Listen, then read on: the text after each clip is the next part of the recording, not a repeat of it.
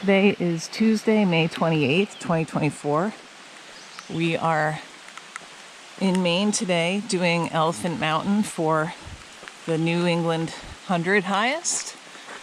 And this is Elephant Mountain Road, which is not really drivable, at least not to us. So we came in on South Arm Road, which is really in great shape. It's 99.9% paved, and a lot of it is new pavement. It was really good. I had my hopes up, even though I knew that this area had a lot of washout damage from that winter storm. So we were parked about 100 feet up on Elephant Mountain Road.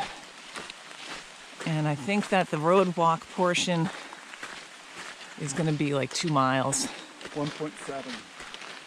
Yeah, we'll see if that's really true though. So, this is a bushwack. I know there's a couple different ways that it's been approached. I know the way I want to go, which is like the south, coming in from the southwest. I think that all trails might have a route that goes around on the east side and kind of hooks in.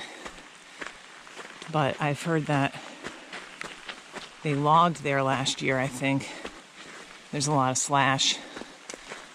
So we're going to attempt to kind of head up from the south. There are 2 peaks, and I think that the summit used to be considered the northeast peak, or the North Peak, or whatever you want to call it. But now it's the southwest one. So that is where we're headed. All right, it's raining. It was hopeful that it wouldn't rain. The weather forecast looked pretty decent, but it was spotty. It was not a clear day. It was never forecast. No, it was never forecast to be clear today, but I looked this morning at the radar and there was nothing in sight, and it just poured as soon as we pulled in. But I don't think there's a view, and we're already up here. It's like almost a 4-hour drive for us normally, but we were up in Maine already, so gotta get it while you can. We're almost 2 miles in now on Elephant Mountain Road, and it is completely destroyed. There was a good section that was probably almost a mile long, but you couldn't get up to it because the beginning was also destroyed. But this is just crazy. Look at that. This is the road right here. That drop is, I have to go into it because I can't get around there anyway. Probably 4 feet, 5 feet. There's John. This is the base of the road. Nuts. Okay, so pretty soon we should be hanging a sharp left, like a switchback, onto what looks like a logging road that is not as good on the map. Like it's a dotted line. I just hit 2 miles. This road that we're on is marked as a solid white line, which kind of implies like it's really good, like paved, or a really nice dirt road. Obviously, it's not. Okay, I'm gonna consult my GPS.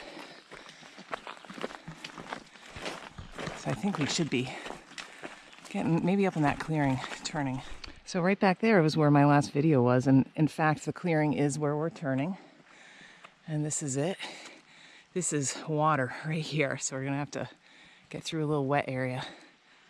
And of course everything is sopping wet now anyway from the rain, so we're just gonna walk through this 7/10 of a mile on the map it shows. So we'll see how far we actually go on it.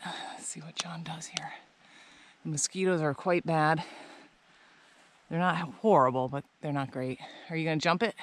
Yeah. Okay. Squish. Oh, I can still hear it squishing.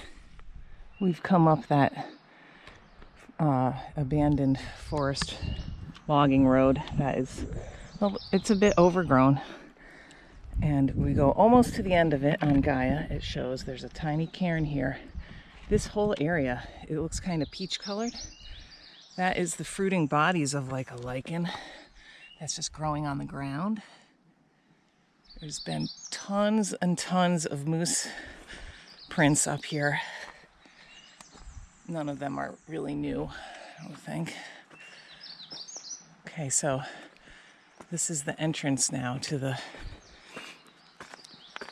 herd path / bushwhack. We'll see if it's more bushwhack or herd path. I think it's going to be more herd path. At least down low. Down low, yeah. I think it deviates up near the summit.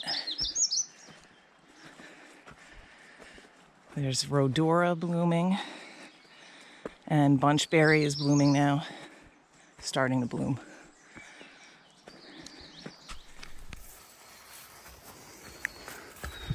The beginning of the bushwhack / herd path. It's kind of wide and open here, easy to follow.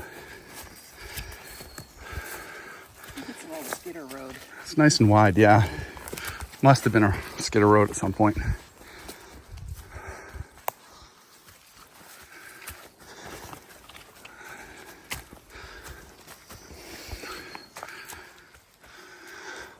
Prints in here though. Oh yeah. People are walking into a cloud. Yeah, we're about 2,600 feet or 2,700 feet. We're above 2,500 feet down there at the intersection. Okay.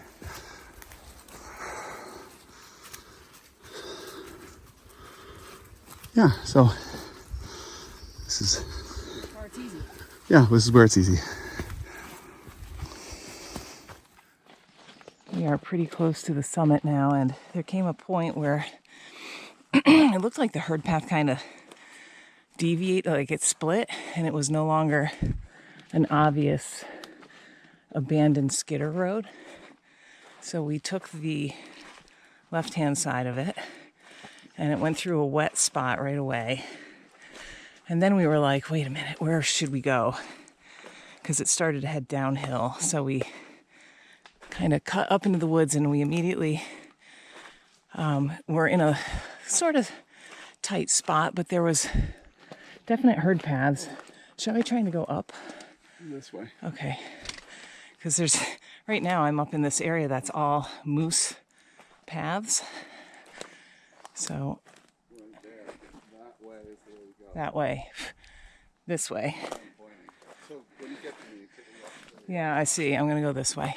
So as you can see, it's really open here, and there's just a million paths. But we're just heading uphill. It's easy, I would say. I was anticipating hitting areas of slash and blowdowns and all kinds of stuff. That hasn't happened. And this is on par with the difficulty so far, and we're almost to the summit of Peak Above the Nubble, to me. Where do you want to go?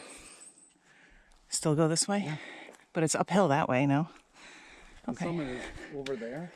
Yeah, that's where I want to go. So you can go over there and turn, or you can do whatever you think. Yeah, I mean, it's all easy. Yeah. That's the thing. Although it looks like maybe there's some thicker stuff up here. But it's really, I was anticipating like a lot of pain. And it has not been at all. We are soaking wet, but other than that, I kept my net on, so that says something. it's buggy. Is No, that, it's- oh, yeah. But it won't be back. Yeah, he didn't have to take his, The hell out of me. right, he didn't have to take his net off because it's catching on things. Super open. Okay. So far, so good. As you can see, still following. Yeah. All right. We made it up to the summit. It was about 3 3/4 miles, the route we took. There's a canister. The lid just pops off. Unfortunately, there's nothing to sign in there. There's one business card that is damp, and it's pretty full now too, but there's 4 writing implements, and I think they all worked, except it was so damp that you couldn't actually sign it. There's a couple elephant things, noses, trunks to hold up to your nose. And this is a viewless summit, or tree and summit, although there are some views now through the trees up here. The sun is trying to come out. I think we'll have a few views as we walk down. We had a little bit coming up, but then we were in a cloud, but it's clearing out. So I think we came out right here, but I think we're gonna swing back this way. I think I had heard it was better to stay left. And we did kind of go left when we hit an area of blowdowns.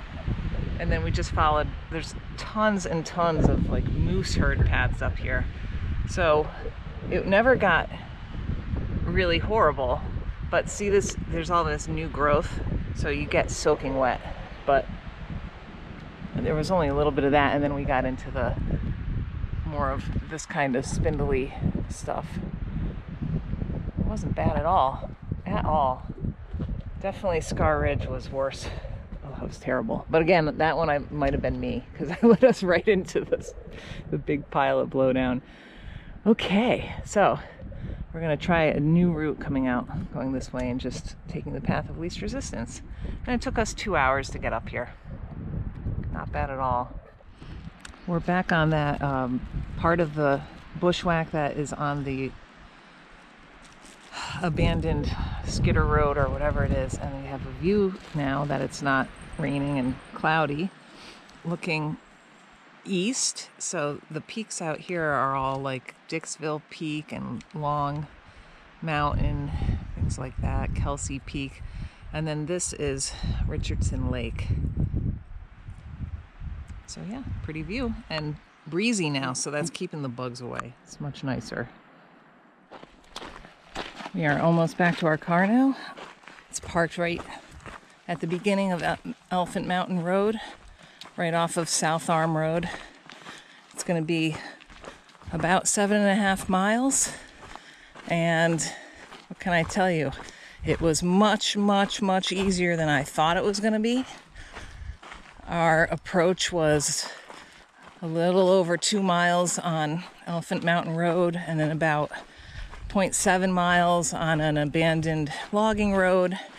And then when you turn on the quote-unquote herd path that ascends the mountain, you're on like an old skidder road for the bulk of it. And maybe the last 3 or 4 tenths is not on a skidder road, but there are herd paths. There's a whole bunch of herd paths, and they are actually herd paths, like moose paths. Lots of moose droppings and footprints up in there. Everything kind of, worked its way out. We went up, kind of staying to the left of the blowdowns, but not swinging wide. And I thought it was a little bit tight, but it wasn't anything crazy. It was really quite easy. And then once we left, we went down the way that a lot of people recommended, which is if you were coming up to swing really to the left and go around and then come up. And so we went down that way, and it's a definite person herd path, but it entails kind of a short section right at the summit where you're swimming through short spruce. So it was not as open and nice, But it wasn't bad. I mean, none of this I would say was bad. There really was nothing crazy tight. And yeah, it was quick and easy going. We're about 4.5 hours in. We did stop a few places. We had lunch. Yeah, it was really, really nice. So Maine is done for our 100 highest. We have 9 left in Vermont. We'll be visiting those in the next couple months. Get that out of the way. Here we are.